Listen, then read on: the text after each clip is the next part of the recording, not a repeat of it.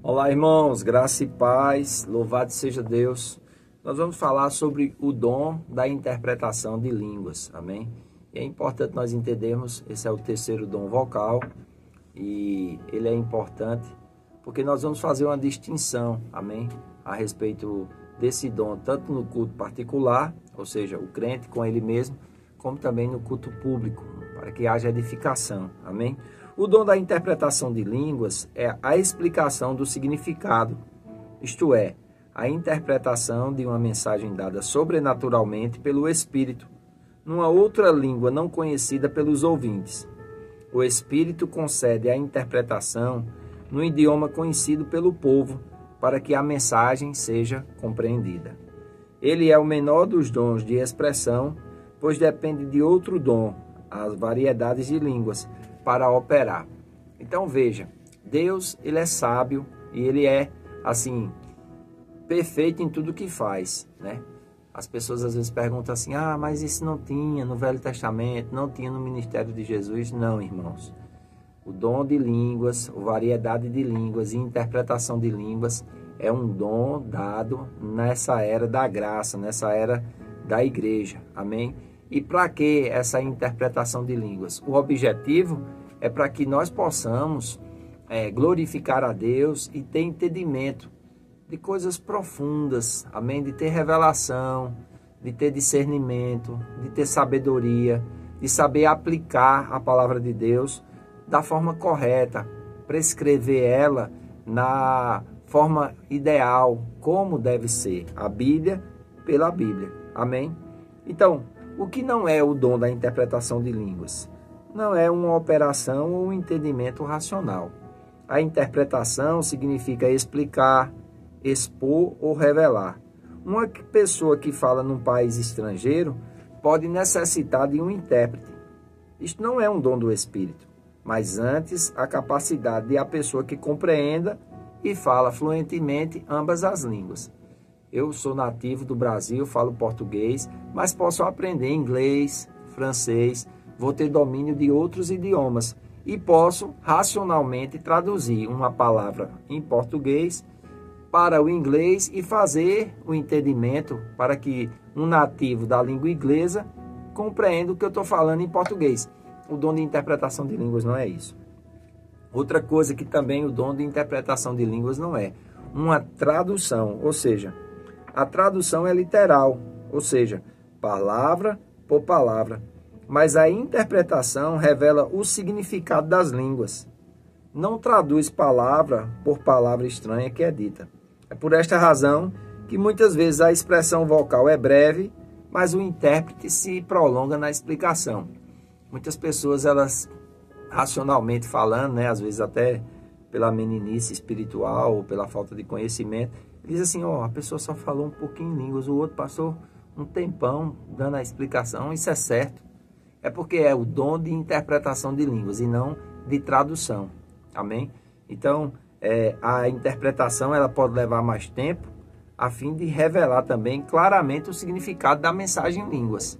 Então, é algo que, para quem vai amadurecendo, vai ficando uma coisa mais comum. E alguém pode perguntar, mas qual é o propósito desse dom da interpretação de línguas? O próprio nome já diz, tornar o dom da variedade de línguas compreensível de tal maneira que a totalidade da igreja, incluindo aquele que falou em línguas, saiba o que foi falado e sejam todos edificados. O objetivo dos dons espirituais é trazer edificação, amém? Trazer uma base sólida, doutrinária, para que a igreja ela possa andar naquilo que Jesus preparou para ela andar.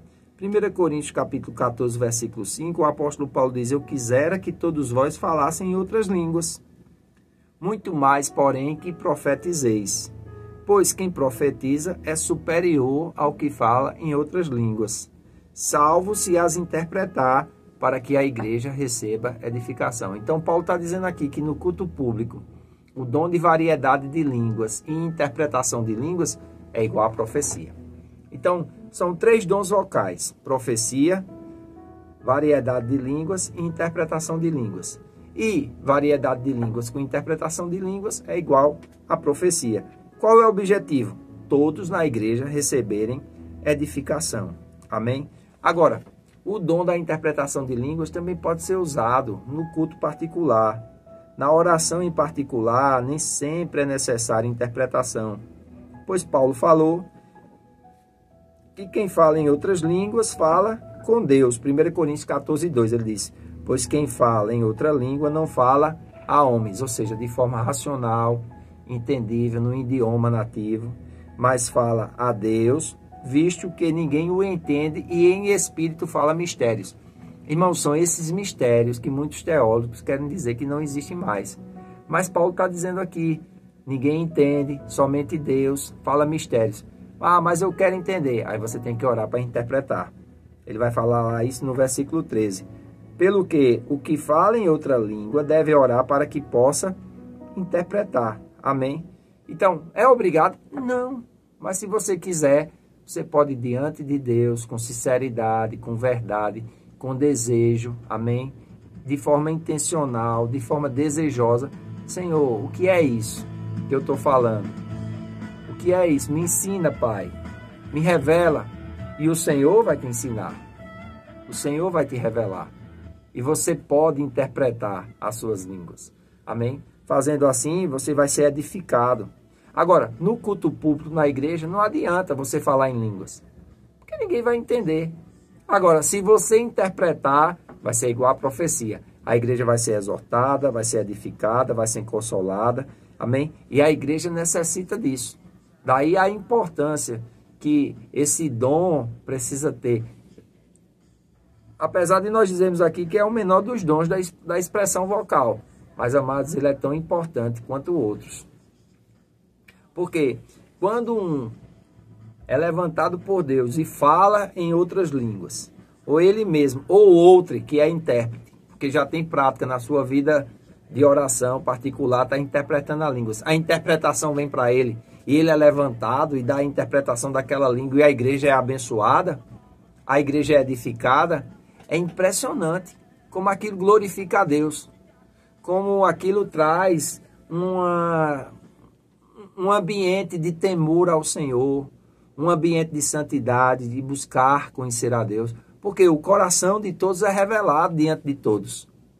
E as pessoas vão dizer, realmente, Deus está nesse lugar, porque o que ninguém sabia a respeito da minha vida, somente Deus foi revelado. Amados, isso tem feito a diferença em muitas igrejas que são avivadas nos dons, que praticam isso. Isso é para nós, irmãos. Nós precisamos somente conhecer, para que a gente não caia no engano, para que a gente não caia na meninice de abusar desses dons e usar de forma errada.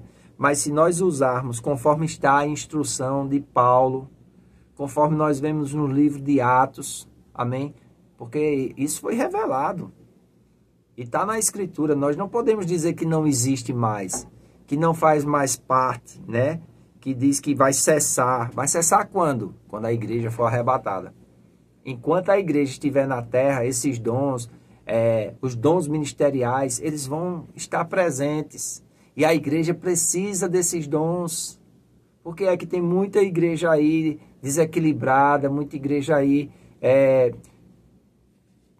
andando em meninice no que diz respeito às questões espirituais, ou então cheia de carnalidade, por falta do entendimento do ministério do Espírito Santo, por falta do entendimento da comunhão que precisa ter com o Espírito Santo e da abundância desses dons operando no seio da igreja, para que haja edificação, para que todos sejam edificados, para a igreja cresça de forma a encontrar a maturidade cristã, a varonilidade, a medida da estatura de Cristo. Então, nós precisamos buscar o entendimento. E eu louvo a Deus pela oportunidade que eu estou tendo, que a internet está me dando aqui, de poder explicar em 10 minutos, 11 minutos, a respeito de cada dom. E nós estamos vendo aqui o ministério do Espírito Santo, como é lindo. Como é lindo o ministério do Espírito Santo. E igrejas que se fecham para isso. Porque ficam na racionalidade, ficam ali somente no debate público, no debate teológico. Isso não produz vida cristã. Isso não produz vida santa. Isso não produz fervor. Isso não produz as manifestações do Espírito de Deus que glorificam a obra de redenção que Jesus fez na cruz do Calvário. através da sua morte, seu sepultamento e sua ressurreição. E eu espero, irmãos, assim como eu, você esteja sendo abençoado, edificado, consolado, amém? E viver uma vida para Deus. Essa é a minha oração, esse é o meu desejo. Que nós possamos viver uma vida para a glória de Deus. E eu louvo a Deus por você estar comigo aqui, amém? Se você ainda não é inscrito no canal, se inscreva, acione o sininho das notificações. Quando eu postar outros vídeos, você vai ser notificado. Comente, curta, compartilhe esse vídeo com o maior número de pessoas possível. Se você conhece alguém que tem dúvida com relação aos dons espirituais, compartilhe esses vídeos com ela, talvez esclareça. Eu faço votos por tua prosperidade e saúde, assim como tua alma prospera. Que Deus te dê o espírito de sabedoria e de revelação no pleno conhecimento dele. Um grande abraço e até o nosso próximo vídeo.